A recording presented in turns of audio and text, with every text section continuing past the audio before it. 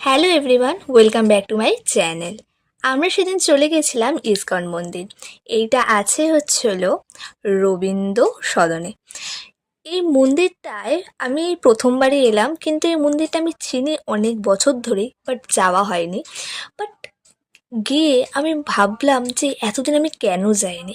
এত সুন্দর মন্দিরটা, মানে খুবই সুন্দর। তোমরা অবশ্যই একবার যেও, খুব ভালো লাগবে। তা এর মন্দিরটার সামনেই একটা ছিল পার্কের মতো, লেক দিয়ে। আর পার্কটাও খুব সুন্দর। আমরা তারপর একটু পার্কে ঘুরে তারপর সাইমা রেস্টুরেন্ট থেকে একটুখানি লাস্সি আর কোল্ড ড্রিঙ্কস খেয়ে নিয়ে তারপর মেট্রো করে গেছিলাম লেক মলে।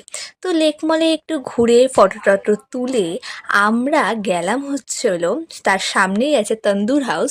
তো তন্দুর হাউসে ডিনার করতে আমি প্রায় অনেক দিন পরই তান্দুর হাউস গেলাম। আর তান্দুর হাউসে যে আমি কতবার গেছি সেটা আমি বলে বোঝাতে পারবো না।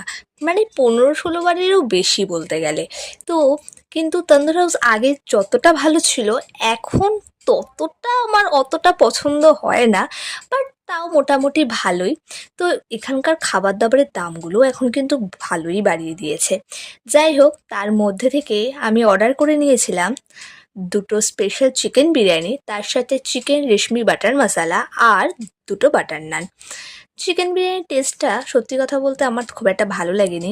আর রেশমি বাটার মশালাটা অথেন্টিক রেশমি বাটার মশালা লাগছিল না।